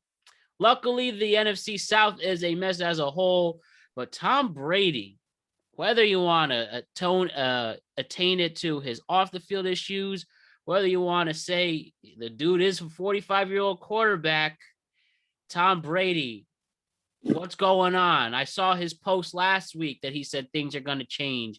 You arguably get the worst loss of the entire week. To Tom Brady, the sky is falling on him. I've heard the takes here about he's going to retire mid-season. I've heard that I think he went on a podcast recently, said, I'm not done. Heck, if the family's gone, I might as well keep playing. Tom Brady, when's it time to give up on him, or are we giving him another chance because he's Tom Brady? These are crucial games coming up for him. I think they're missing Bruce Arians right now the most. I think they're missing the discipline and accountability. Where's the guy yelling in your face? Bruce Arians wasn't afraid to look Tom Brady in his face and put him in check. That's what they're missing right now. Todd Bowles ain't doing that. Same thing with this defense. No one's putting them in check. I think this is a lot falling on the defense and putting Brady in bad situations. And I also think Brady is just not making the plays he used to. It's a double-edged sword right now. You have inconsistent defensive play with inconsistent offensive play and a lack of discipline across the board. Yeah, discipline's the word they used a lot on the. I watched a couple episodes of NFL Live already this week, and they were breaking down some of the film of the Buccaneers defense, and that was where they kept coming back to with discipline. They were showing a lot of running plays where Bucs defenders were just not doing their assignments and leaving these wide open holes for Panthers running backs to run straight through just again and again and again and again. So, on the defensive side, they are not as good as they should be. On the offensive side, Brady's just not really going through his progressions that well. And I wonder if a lot of that it comes to the fact that he's never had this bad of an offensive line before. So he's getting a little shook in the pocket. He's just not really throwing it to the right receivers. And then his receivers also aren't getting a whole lot of separation outside of Mike Evans. It's kind of the same issue that the Cowboys, I think, have. They have one really good receiver and then a bunch of other guys who just are not that great. And Chris Godwin is a great receiver, but I think he's a little more injured than he's letting on. Yeah, there's definitely some injury bug. I feel like a lot of age on this roster now, in the third year under Brady. I thought that the fact that they couldn't stop Carolina's run was definitely an issue for the defense. Made them really tired throughout the game. And I think for the offensive side of the ball with Brady, I mean, he just has no run game to lean on, and not having guys that can't get separation outside of Mike Evans. It's just they have problems. They have a litany of problems across the board. And I think that it would be even more magnified if they were in any other division besides NFC South, where there's really no other competitive stuff going on. So, yeah, I mean, if you look pain. into it, it's a 3-1 like pass to run weight. They threw it 49 times and they ran 16 times. That's ridiculous. And I don't even think it's because they have bad running backs. I just think the offensive line is just, you can't trust them. And that's why Brady is screaming at him. And I know they've had their issues too, but what are you gonna do?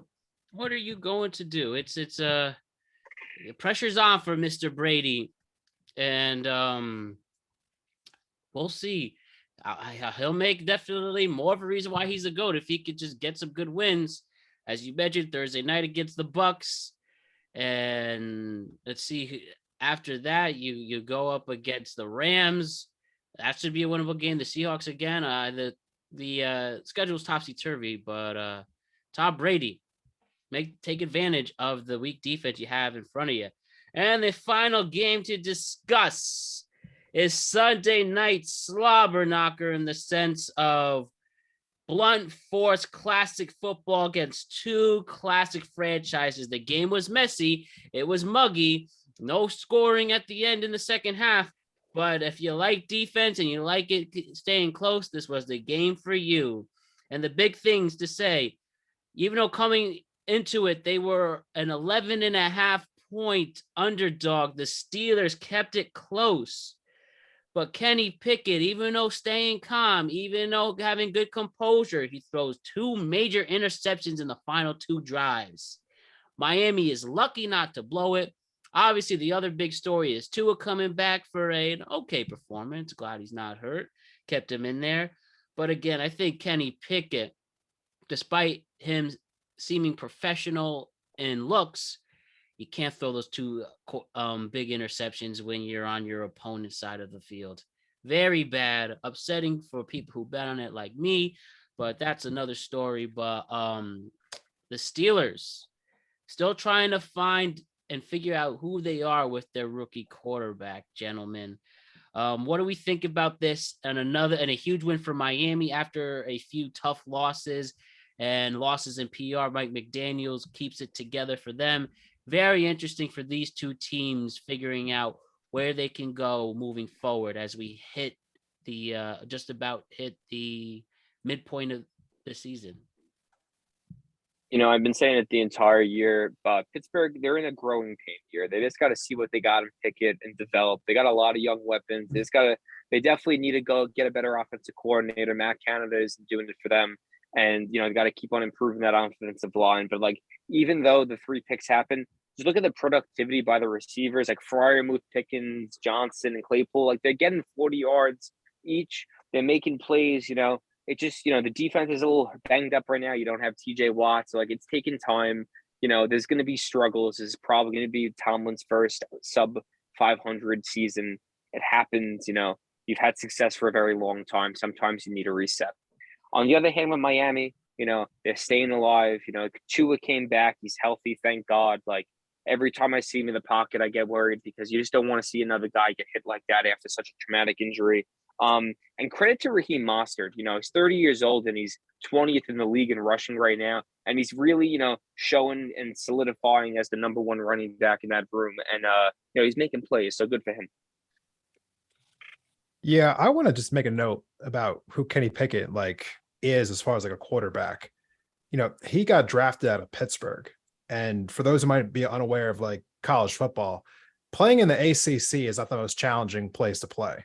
You know, he didn't face a whole lot of great defenses as the quarterback for the University of Pittsburgh. I mean, he might have faced some NFL players on the Clemson defense, but besides that, going up and down that conference, you're not playing a whole lot of like great defensive talent. So, I mean, like the fact that he's actually as good as he is, given that he didn't have a great level of competition that he was facing, like, you know, in college, and this is only his first, like, what, 3 or 4 starts now, or 3 starts now.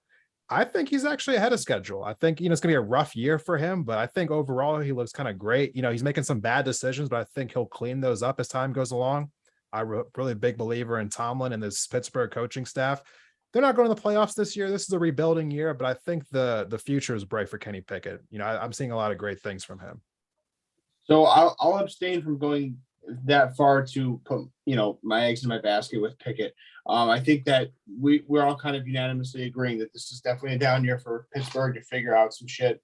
I think they still need to find a number one receiver. They need to clean up some of that offensive line to get Najee Harris some bursts, because I think he's a stellar running back when he has the room to operate. But we'll see about Pickett. I mean, I was definitely bigger on him going into the season. I'm not off the bandwagon. I'm just not 100% sure yet. And, he'll start to, clean things up, have better reads, not make the same mistakes week by week. But this will definitely be a learning experience for Tomlin and that team. And going into next year, I think having that defense 100% healthy, because losing TJ Watt is huge, obviously. Yep. Absolutely, dude. Absolutely. So interesting to see where they go from here. So let's do our upsets, whimpers, and thrillers this week. Let's have Brian start it off. Where do you see the upsets start going this week? Upsets. I think the Detroit Lions beat the Miami Dolphins. You think this will be the time that Dan Campbell finally gets them rolling? Why? They just need a win right now. It's not looking good. I had a lot of faith in Dan Campbell, but something's got to give right now. Amon St. Brown's coming back. He didn't really have a good game. He got locked down by T. Diggs, but I expect a big game from him.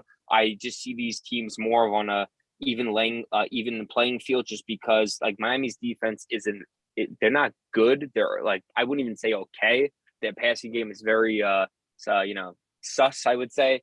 And, I think that the Detroit offense is better than Miami's offense, minus Tyreek Hill. So I expect it to be a close game, and Detroit pulls it out. Sweet.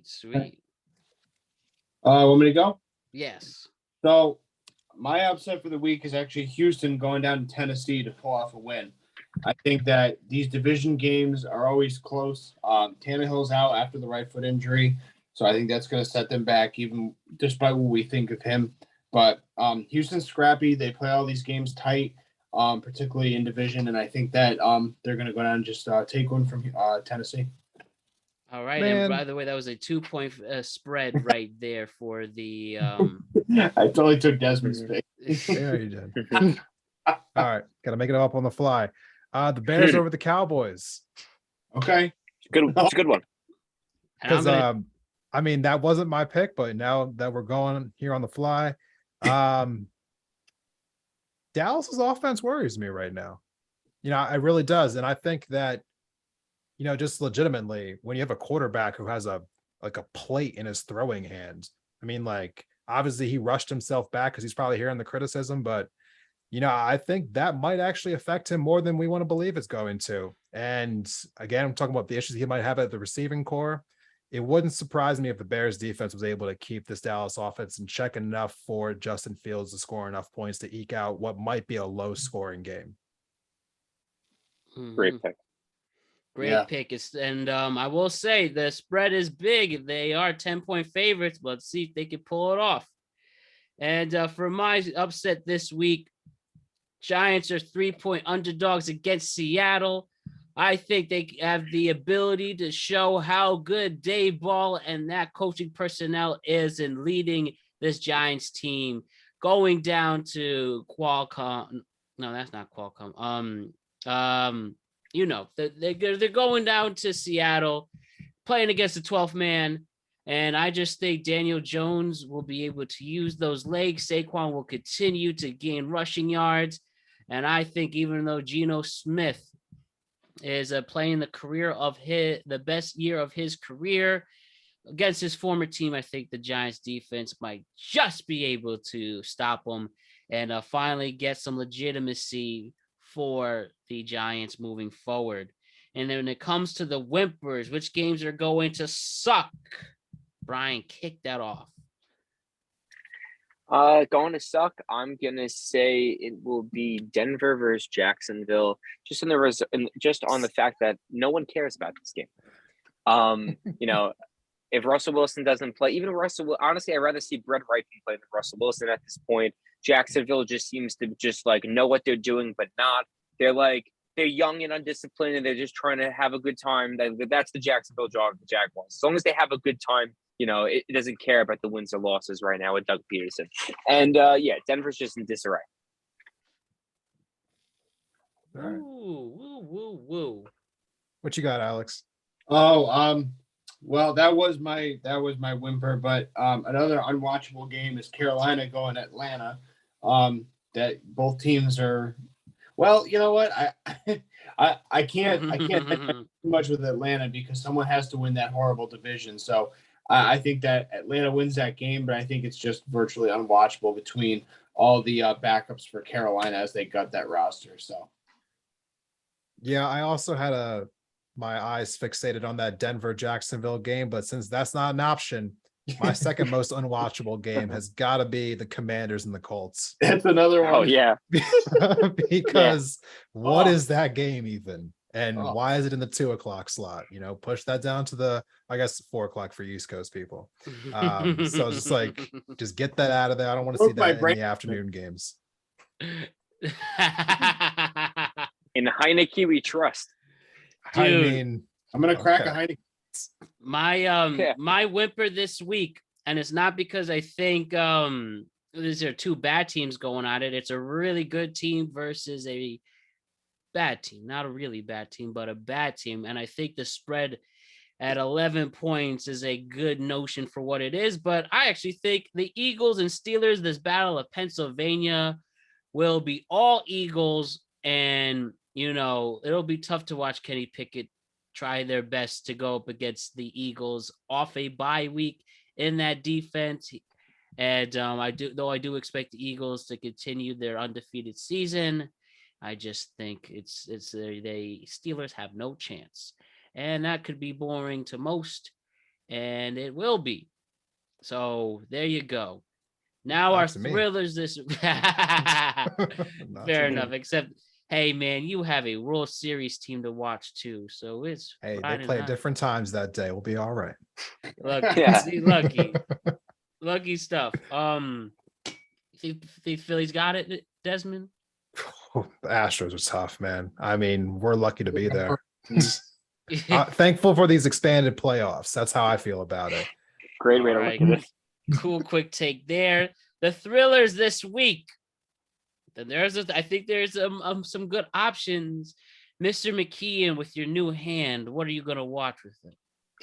With my new hand, I'm gonna say this: Arizona, Minnesota combined points 90. I think this is gonna be a high. What did it rhyme actually? Arizona, Minnesota. Yeah, high scoring combined 90 points.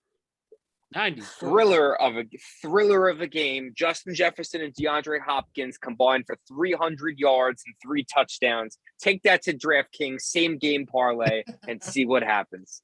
Okay, all right. Please. Like the energy. Well, I'm not mad at that pick. Matt kind of stole my thunder, but in a different category. But I think the Giants Seahawks game at 4:30 is going to be sensational. I think that these are two teams that are vying for a lot right now. They got a lot to prove in both respective divisions, and I think that Seattle at home they've got a tough task on their hands. I think both teams are. This is going to be a great game. There's a couple, but I'm just going to go with one this week. I really like Raiders Saints.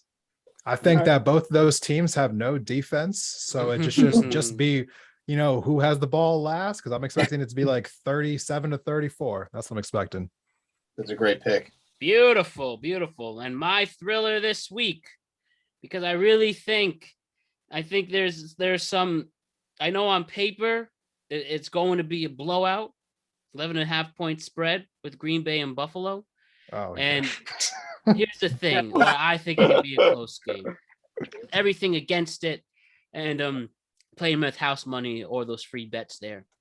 I think that Aaron Rodgers. It'll be interesting to see after these 3 major losses and how he could convince this team to push together against the best team in the NFL. And if Aaron Rodgers is as good as he's supposed to be on this, it's hard to say career-defining game because this is a regular season game at the end of October. But at the end of your career, if you can show that you can at least stay close, stay within the spread, I think that'll speak volumes of what Aaron Rodgers can do for his career. And if not, and if it exceeds the spread, and if they just get ultimately annihilated with people like Von Miller and Ed Olivier, just eating Aaron Rodgers alive and creating extra memes, then you know what?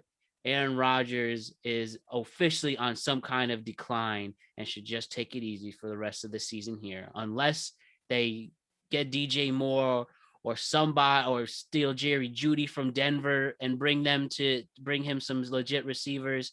I think this is interesting in the sense of character development for Aaron Rodgers, and at least keep it a competitive game, even though I do believe Buffalo will win. I got a quick question for you, Matt. Yeah. If I said Bills at 30.5 points, you going over or under? The Bills as a total, as their score, are they going over 30 or are they going under 30?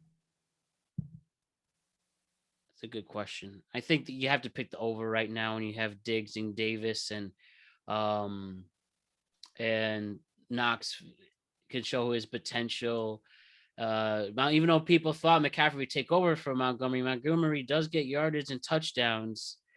You do have to go for the over there, and hence on the contrary, that the Packers got to somehow score all those points against the Bills defense. And I know it's hard, and there's a lot riding on this pick here for it.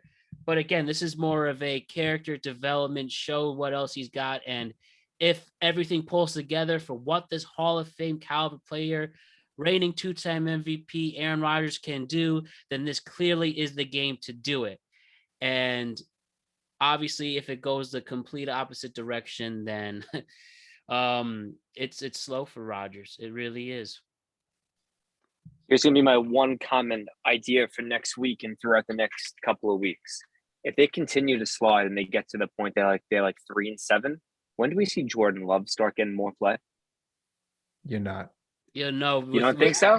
Because you don't think so? How much bad PR that created amongst that organization internally, and how much they really are giving Aaron Rodgers the bank. I mean, over 150 in 3 years. I really think that they will just let him ride it out. They'll do Eli Manning, or the Giants did for Eli Manning, and you won't see any backup quarterback in unless somebody gets hurt for Aaron Rodgers. I don't know. I think they're 3-7. I say, Aaron, you play the first 3 quarters and you let the guy who's been on the bench for 4 years just get a little bit of reps. I'd be very surprised if they did that. I totally agree with Brian, but it's for different reasons that you guys expect. I think it's because the team is at a bifurcation point. You know, they're almost like they're at the point where they're trying to cross the Rubicon with Aaron Rodgers, because I don't think they're salvaging any of this relationship any further if they do slide to 3-7. So it's not that Jordan Love is going to impress anybody. I think we kind of know what we're getting with him, and I just think that he may end up just sitting out the rest of the season if it gets any worse. Perfect time for the world to watch Aaron Rodgers on Halloween weekend, day before Halloween there. All right, gentlemen, great work as always. Goals were accomplished. Kept the rundown down as well. So we will see you next week. Thank you so much, Desmond, Brian, and Alex. Enjoy your Halloween weekend. Stay safe out there. Yes.